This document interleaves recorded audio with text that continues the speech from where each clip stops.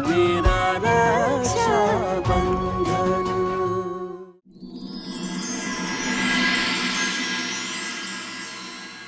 हमारी छोटी सी लाडो मां बनने वाली। लेकिन पेशेंट बहुत ही ज्यादा कमजोर है। आप सभी लोगों को मिलकर उसका ध्यान रखना होगा। और खास ध्यान रखने वाली बात यह है कि उन्हें किसी भी तरह का टेंशन मत दीजिए, नहीं तो बच्चे पर बुरा असर पड़ सकता है। मैं पूरा ध्यान रखूंगा अपनी लाडो का और उसकी होने वाली संतान का भी। आओ मैं अपने बाहर छोड़ाता हूँ बैग। तो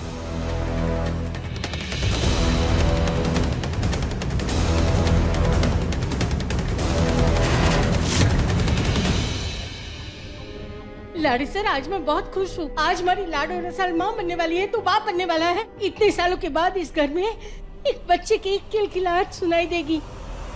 आज तूने जो खुशी दी है ना, वो तो मैं देख लाडी सर, अब ना रसाल का खूब ख्याल करना पड़ेगा। मैं उसका ध्यान रखूंगी और तू भी उसका ध्यान रखना। माता जी को माथा टेक के आती हूँ। रसाल, एक खुशखबरी है, तुम माँ बनने वाली हो।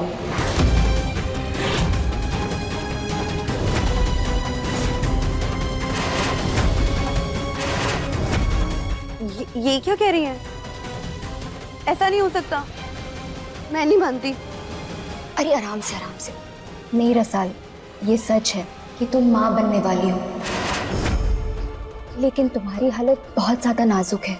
तुम्हें अब बहुत संभालना होगा और अब तुम्हें अपने अंदर पल रही एक नन्ही सी जान का बहुत अच्छी तरह से ख्याल रखना होगा। रसाल, तुम आराम करो, मैं कुछ दवाइयाँ लिख के दे रही हूँ, वो तुम्हें सुबह और शाम लेनी होंगी। रसाल, रसाल, कंग्रेचुलेशंस, माँ बनने वाली है। मैं बहुत खुश हूँ तेरे लिए। भाभी साहब, आप घर छोड़ के जाने की बात ना करिए ना। मैं जानती हूँ भाईजान ने जो आपके साथ बर्ताव किया वो सही ना था, लेकिन भाभी साहब, मैं आपके हाथ जोड़ती हूँ, घर छोड़ के ना जाइए ना। आपको पता है, जब मैं छोटी थी ना, तो मेरी माँ तभी गुजर गई थी। फिर पूरी बासा ने हमें सहारा दिया था और फिर वो भी हमें छोड़ के चली गई थी। चकोरी मासा ने तो कभी अपनाया ही नहीं। वापस आके जाने के बाद मेरे पास सिर्फ भाईसा ही रहे, और अगर उसके बाद मैं किसी से जुड़ी हूँ तो वो आप है भाभी साहब। मुझे आपकी बहुत जरूरत है। तो अभी ये सब मत सोच, बाद में बात करेंगे ना। अभी चुप हो जा। आज भी तू हमारी गृहस्थी टूटने से बचाने में लगी है। छोटी होके इतने बड़े एहसान कर रही है हमारे पे, कैसे उतार पाऊंगा थारा कर्ज? तू जानती है लाडो,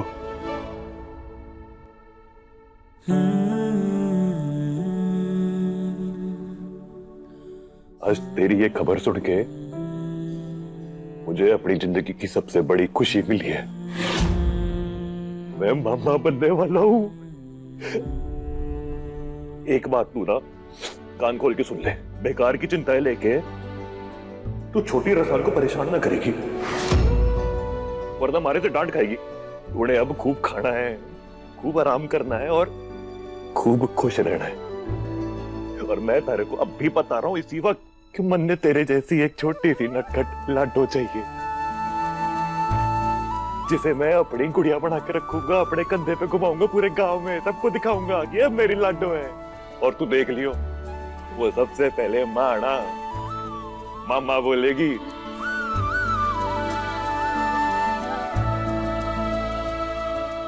आज मैं अपने आप पे काबू न रख पाया, जिसके कारण तेरी ये हालत हो गई।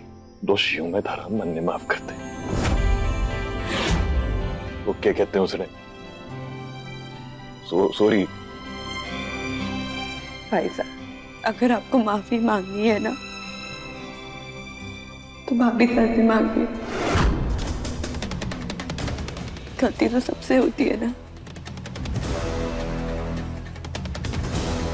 देख, जो तू कह रही है ना, तो मैं माफी मांग भी लूं,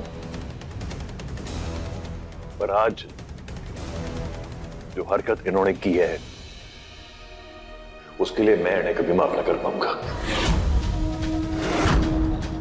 तू खुद बता दे, इन्होंने जो किया वो सही था? अब गुस्सा कहना हम पे। गुस्से से भी तो किसी बात का हल ना निकलता ना, मेरे लिए नहीं तो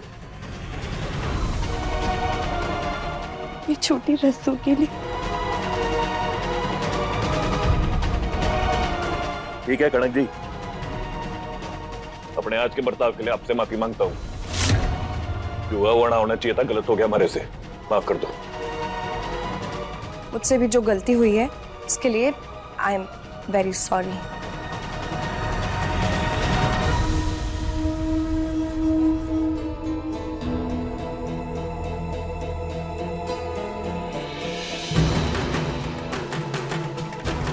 लाडो आराम कर ले, अटे सो जा, हम आते हैं।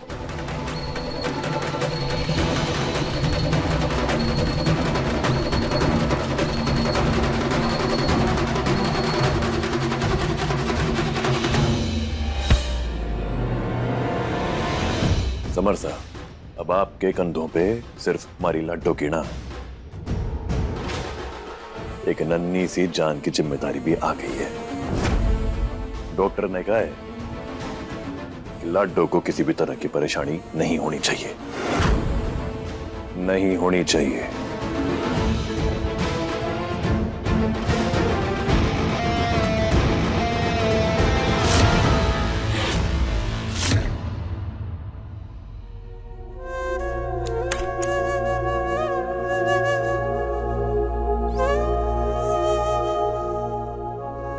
मेरे माँ बनने की खबर सुन के भाई साहब के चेहरे पे जो खुशी थी उसके आगे मैं कुछ ना कह पाई।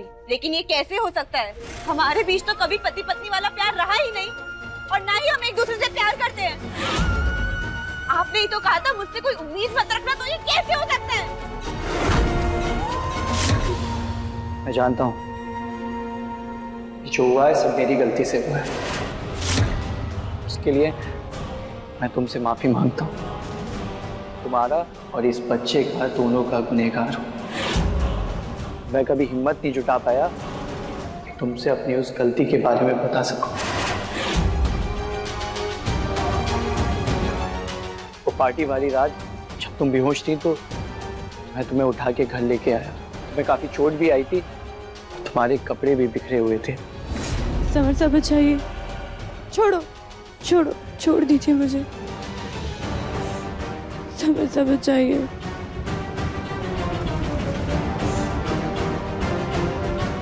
समर साहब मुझे छोड़ के ना जाइए।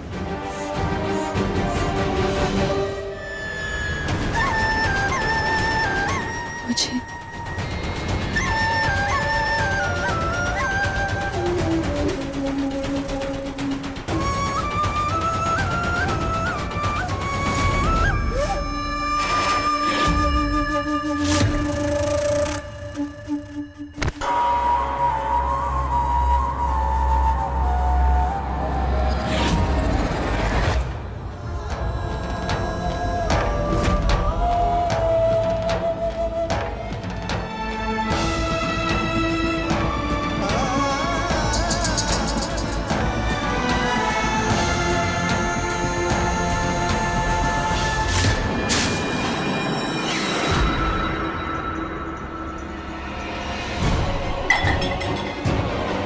तू इस गलत फहमी में बिल्कुल मत रहना कि तेरी माफी मांगने की वजह से आज मैं यहाँ पे रुकी हुई हूँ।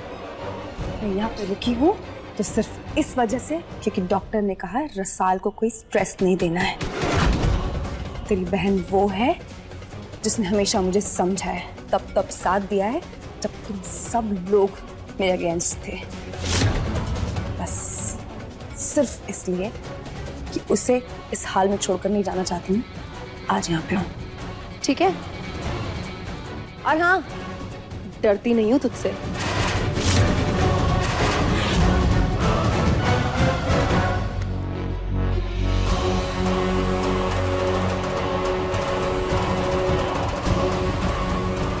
और आप भी इस भ्रम में मत रहना कि आपने जो आज किया है उसके लिए मैंने आपको माफ किया है। पर हाँ, धन्यवाद जरूर करना चाहूंगा कि आज हमारे झगड़े के बीच में भी आपने मेरी लाडो की लाज रख ली और अब भी उसके साथ खड़ी है।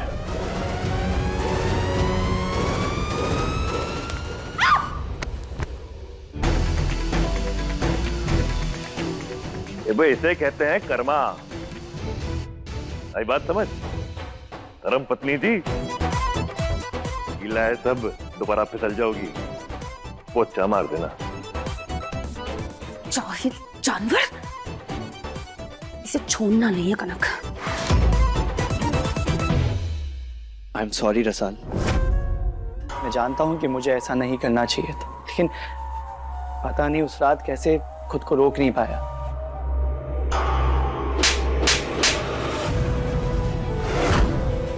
कितनी आसानी से आपने कह दिया कि आप खुद को रोक नहीं पाए। हाँ? आपको अंदाजा भी है कि मुझ में क्या बीत रही है, मुझे क्या महसूस हो रहा है। अभी तो ये भी नहीं पता कि हमारे रिश्ते की बुनियाद क्या है, इसका आधार क्या है। तो फिर किस हद से, कैसे, तुमने क्यों किया? कितनी बार मैंने तुमसे कहा था कि मुझसे कोई उम्मीद मत लगाना, मुझसे कोई उम्मीद मत लगाना, लेकिन नहीं, कि मैं जानता हूं कि तुम मुझे कभी समझ नहीं सकती। हाँ, हो गई गलती, क्या करूं मैं, बोलो। तुमसे शादी करके मैं यहाँ लेके आया, तुम्हें अपनी पत्नी का दर्जा दिया, और ऐसा तो नहीं है ना मैं इस बच्चे से दूर भाग रहा हूँ, इसकी जिम्मेदारी लेने से मना कर रहा हूँ। मैं कब से कोशिश कर रहा हूँ कि हमारे बीच में सब कुछ ठीक हो जाए। क्या मैं अपनी जान दे दूं तब तुम समझोगी कि मैं इस रिश्ते को एक और मौका देना चाहता हूँ? बोलो, अब समझोगी?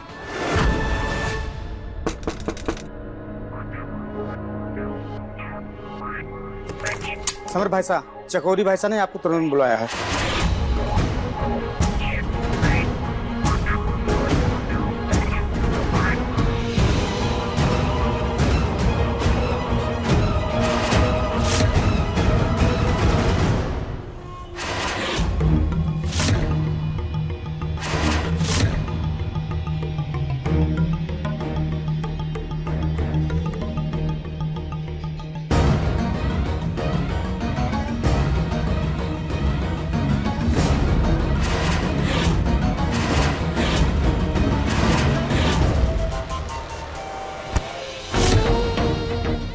जी, मैं जानता हूँ मुझसे बहुत बड़ी गलती हुई है, उसके लिए आप मुझे माफ कर दीजिए।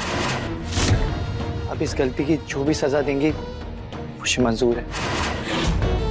ये भी जानता हूँ मैंने गलती करके आपको बहुत तकलीफ पहुंचाई। समझाया था ना तुझे, उस लड़की के प्यार में मत पड़ना। उस लड़की के लिए दया या सहानुभूति जैसे कोई भी भावना अपने अंदर पैदा मत होने देना।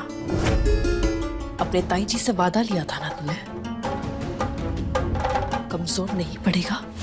क्या क्या तूने नहीं संभाल पाया ना अपने भावनाओं को? क्या इसी दिन के लिए अपने पलकों में बिठा के बड़ा किया था मैंने तुझे कि तू मुझे इतना बड़ा झटका दे और मेरे सामने आके कह दे ताई जी गलती हो गई, माफ कर दो। मैं कुछ पूछ रही हूँ समर, जवाब दे। चकोरी, शांत शांत। कैसे शांत हूँ? आग लगी है अंदर। अब गलती करी है ना इसने,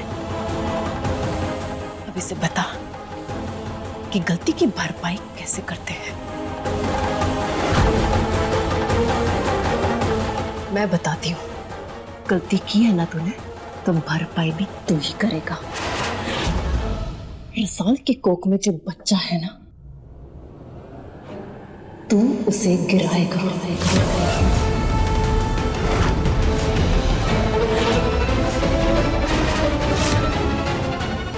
चकोरी, वो बच्चा इस दुनिया में नहीं आएगा।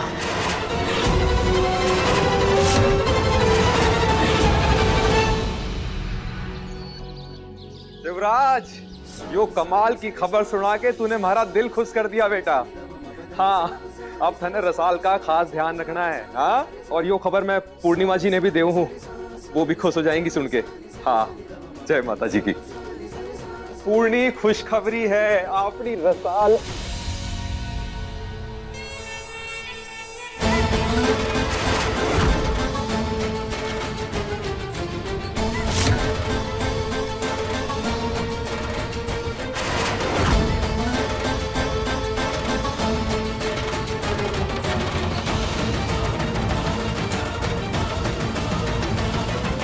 वृंदा, जीजू साहब, तू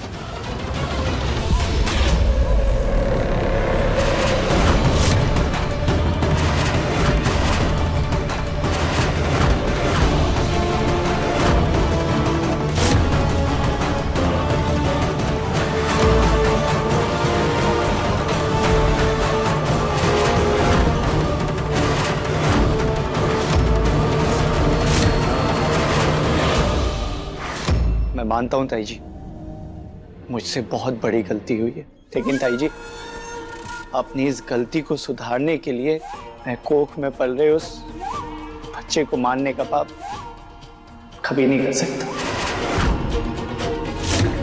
ये मैं नहीं कर पाऊंगा। ओह, तो अब तेरे अंदर एक बाप जग गया है जो तू मेरी बात को टाल रहा है। याद नहीं तू मुझे कहता था कि मैं ताई जी की कोई भी बात टाल नहीं सकता? भूल गया है तू? और आज जब कुछ करने का मौका मिला तो तू मुझे अपना रंग दिखा रहा है। अगर तू चाहता है ना कि मैं तुझ पे भरोसा करूं तो जो काम तुझे दिया है वो करना होगा, समझा? आप जो भी कहेंगी मैं करने के लिए तैयार हूं, लेकिन ये नहीं कर सकता।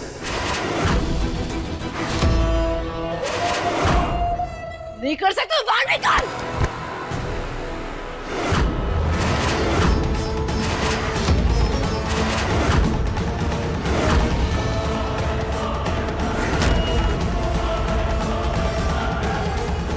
तू जा लाड़ी सर।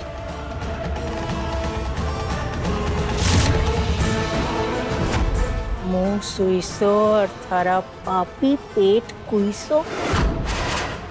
दुनिया में मैंने बदतर से बदतर औरत देखी है, पर एक औरत के रूप में डायन आज देखी। एक बाप को अपनी औलाद को मरवाने की बात कर रही। अरे हमारे लाड़े सर समर को हाथों की कठपुतली बना के रखा है तने। कठपुतली वो है जो जब मन करेगा मैं उसे नचाऊंगी। और एक बात आप कान खोल कर सुन लो, अगर हम दोनों के बीच में आने की कोशिश की ना तो ये डायन आपको भी उड़ा लेगी।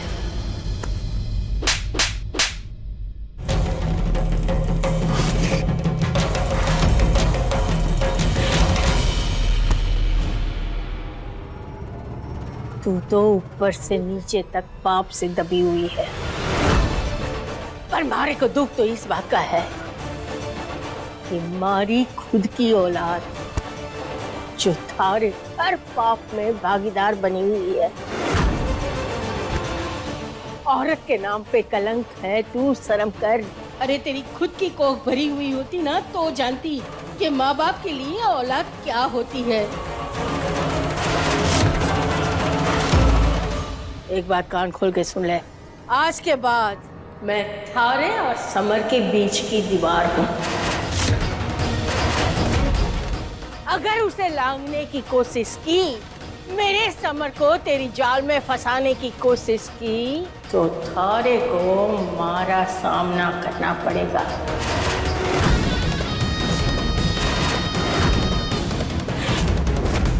और मैं क्या चीज हूँ ये जानना है, इस मेमने से पूछ लेना जो भेड़िया बना जा रहा है।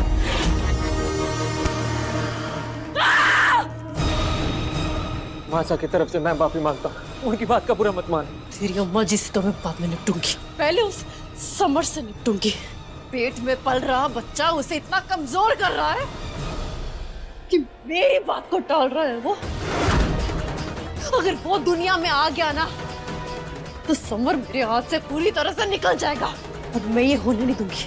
उसको इस दिन तक पाल पोस कर बड़ा नहीं किया है कि वो मुझे पीठ दिखा के जाए। अगर ये काम समर नहीं कर सकता ना तो मैं चकोरी करेगी, लेकिन इस हवेली में एक और हिस्सेदार नहीं आएगा। क्या कहा था तेरी अम्मा जी ने? मैं डायन हूं ना, तो ये डायन उस कोख में पल रहे उस बच्चे को खाएगी। चकोरी, देख, उन्हें आज तक हमारे को जो कुछ भी बोला, उन्हें थारी हर बात में साथ दिया। उन्हें ये कुछ ज्यादा हो रहा है चकोरी। वो मासूम है, वो तो अभी दुनिया में आया भी ना। तू उसे कोख में मरवाना चाहती।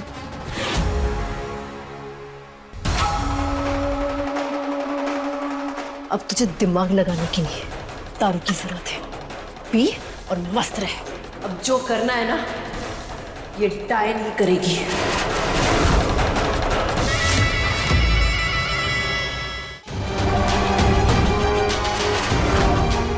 गलती की है ना तूने, तो भरपाई भी तू ही करेगा। इंसान के कोख में जो बच्चा है ना, तू उसे गिराएगा। वो बच्चा इस दुनिया में नहीं आएगा।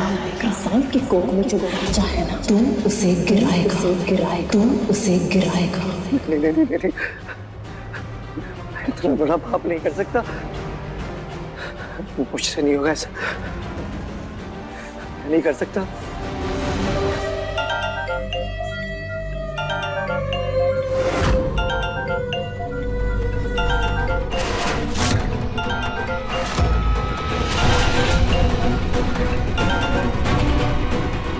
कितनी बार कहा कि मुझे फोन मत करना, एक बार में बात समझ नहीं आती तुम्हें?